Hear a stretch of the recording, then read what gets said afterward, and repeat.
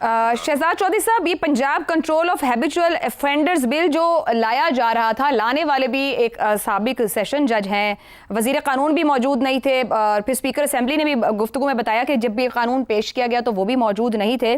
ज़रूरत क्या पेश आई मसनूई जहानत, डिजिटल इनकलाब और आज मॉडर्न डेमोक्रेटिक दौर के अंदर हुकूमत को उस तरह के निज़ाम की तरफ वापस जाने की जो आज से 150-200 साल पुराना है?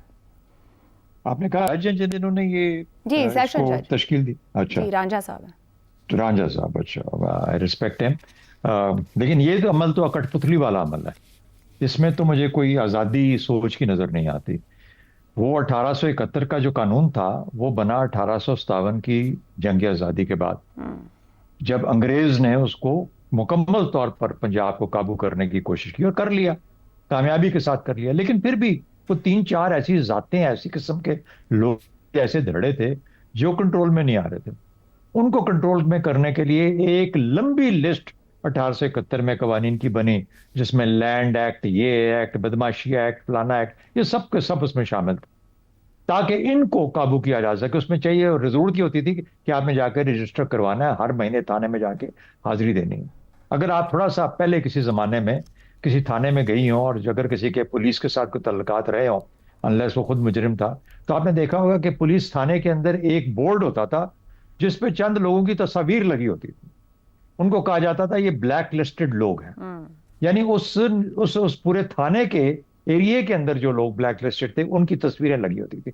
तो कौन सी ऐसी चीज थी जो कि इनको मालूम नहीं था, थानेदारों को मालूम नहीं था, जो इस एक्ट के नीचे आएगी दोबारा से? या तो उन्होंने उसको डिसकंटिन्यू कर दिया था। तो मेरा अपना ख्याल है कि कहीं ना कहीं बैठे किसी जज साहब के अंदर या किसी ऐसे साबिक बंदे के अंदर ही ख्याल आया कि ये अगर बात की जाए तो कानों को भली लगेगी, it will sound like music to ears. तो म्यूजिक लगा उन लोगों को जो कि प्रिएम्प्टिव कंट्रोल करना चाहते हैं। ये तो बड़ी अच्छी बात है। खवातीन के खिलाफ कितने जुल्म हो रहे हैं, बच्चियों के खिलाफ क्या क्या हो रहा है, और खवातीन को कैसे तंग किया जा रहा है। और हम तो चाहते हैं कि पंजाब के अंदर इस किस्म का अमल हो कि कोई किसी को छेड़ ना सके। ये गुंडा एक्ट तो ऐसा होना चाहिए कि हमें जाके पता होना चाहिए, हम जाके पकड़ लें उसको। और जब फिर किसी ऐसे शख्स ने बात सुनी तो उसने वो अमल कर दिया जिसको कि आज हम डिस्कस कर रहे हैं। तो ये उसकी बुनियाद है। मेरा ख्याल है कि जिनको पता भी नहीं होगा कि 1871 से एक ऐसा एक्ट है जो कि ऑलरेडी आपकी पुलिस का हिस्सा है और उसी तरीके से काम चल रहे हैं, तो आपको इसकी जरूरत ही नहीं थी। दूसरी बात, बड़ी बात जो मैं कहना चाहता हूं, ये जो एक्ट गया है किसी कमेटी के पास और कब बताया गया है स्पीकर साहब को कि जी ये एक्ट कमेटी ने तो पास कर दिया, तो मुझे बताइए वो स्पीकर को कैसे उनके कमेटी के पास चला गया बगैर स्पीकर के पता हुए? मलिक अहमद खान बहुत कमाल के आदमी हैं, बड़े अच्छे आदमी हैं, लेकिन ये कैसे मुमकिन है स्पीकर साहब कि आपके जाने बगैर कोई चीज कमेटी? खतरा पता है क्या है? मलिक अहमद खान साहब की ऑब्जर्वेशन के बाद ये कमेटी उसको वापस रिव्यू करेगी, रिव्यू करने के बाद 3-4 शिकें कम कर देगी, लेकिन मनोवन उसी तरीके से कुछ 70-75-80% एक प्रीएम्प्टिव शक्ल के अंदर, जहां पर आप जाके लोगों को नैब कर सकते हैं। तंग करने वाली चीजें क्या है? ये जो सोशल मीडिया पे लोग होते हैं, ये जो पॉलिटिकल पार्टीज को सपोर्ट करते हैं, ये जो आजकल का यूथ है जेन जी, इसको किस तरीके से कंट्रोल किया जाए, ये जो इधर तो ये वो मामले हैं जिनको कि इनको कंट्रोल करना मकसूद है। इसके लिए एक और सही 3 चीजें आपके रिसेंटली आपकी चक में, पीका तो आप सारे सफर कर ही रहे हैं ना, पीका एक्ट जो है उसको भी आपको खामोश करवाना मकसूद है किसी तरीके से। हालांकि मेरे ख्याल है अब उसके बारे में बात नहीं की जा सकती, इसलिए उसको अब ज्यादा हम बहस में नहीं ला सकते। लेकिन उसके बाद क्या हुआ, प्राइवेट प्रॉपर्टी के ऊपर खंबा हम लगाएंगे। अब उसमें जो चेंजेस आई हैं, शोर मचा ना, तो चेंजेस क्या आई हैं? अच्छा, आप आपस में मुआहदा कर लें। अब मुझे बताइए कि जब किसी का कत्ल हो जाता है और वो कहते हैं कि यार इससे तुम बस मकमका कर लो आपस में, तो कितने ज्यादा एक परसेंटेज है मकमका करती है। इसी तरीके से वो घर वाला भी मकमका करेगा और कहेगा यार मुझे माफ कर दो, जहां लगाना है लगा लो, इतने पैसे मुझे दे देना। वरना उस सूरत में फिर जाएगा वो किसी ट्रिब्यूनल के अंदर। तो ये वो वाला काम है जो कि वहां पे भी हो रहा है। तो तीसरा जब आपकी शक्ल में एक और शक्ल में आ गया, अब सल की कोई शख्सी आजादियों का मामला है, ह्यूमन राइट्स का मामला है, पाकिस्तान का एक आजाद मुआशरा होने का मामला है, उसके लिए रजा रूमी साहब को चाहिए कि जरूर खड़े होकर बात करें, क्योंकि ये तो असल में हर शख्स की जिम्मेदारी बनती है कि शख्सी आजादियों के ऊपर बात की जाए। और इस किस्म के जो मामलात जो कि आपकी शख्सी आजादी को सलब करते हैं, आपके फ्रीडम को खत्म करते हैं, मेरे ख्याल में पाकिस्तान में नहीं होने चाहिए। दुरुस्त हो गया। रजा रूमी साहब, ये जो कानून लाया जा रहा था, इल्जाम, गिरफ्तारी और इंटेलिजेंस रिपोर्ट, इसकी बुनियाद पर किसी भी शहरी की जिंदगी, जायदाद और शनाख्त तक छीनी जा सकती है, जा सकती थी। अब ये इस तरह के कानून का थॉट प्रोसेस कहाँ से आता है, क्यों आता है, क्या आपको लगता है इसके पीछे जहनियत है, क्या वाकई कानून की हुक्मरानी की चाह है इसमें?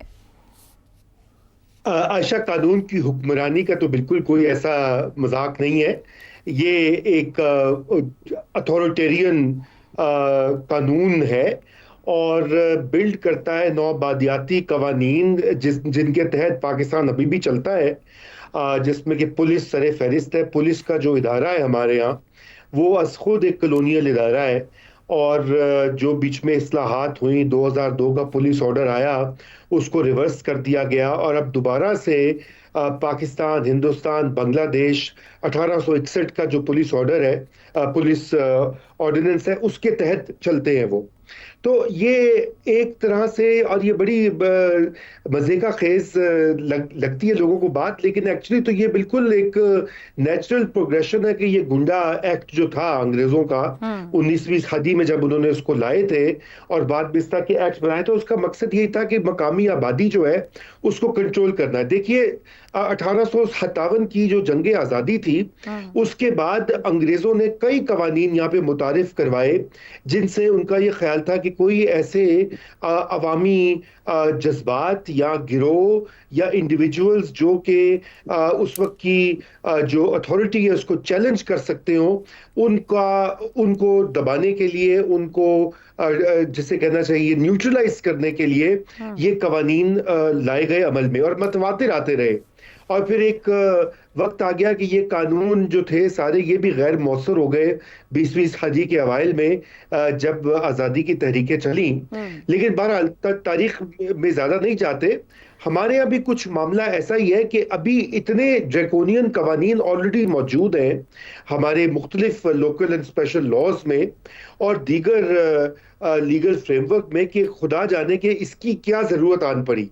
इसकी ज़रूरत आन पड़ने की वजह सिर्फ ये समझ आती है, नंबर एक ये कि अभी तक जितने तरीक़ाकार अपनाए गए हैं एक सियासी पार्टी के वर्कर्स और खुसूसन ऑनलाइन जो उनका बिहेवियर है उसको चेक करने के लिए, वो कामयाब नहीं हुआ, बल्कि उसका उल्टा असर हुआ है। लोगों में खौफ तो आया है और थोड़ा सा डर आया है, लेकिन ये पीका और उसके बाद पीका प्लस जो अमेंडमेंट्स आई हैं वो काम नहीं कर रही और गालिबन अब ये सोचा गया कि कोई ऐसा काम किया जाए कि जिससे डरावा जो है वो मजीद उसमें इजाफा किया जाए।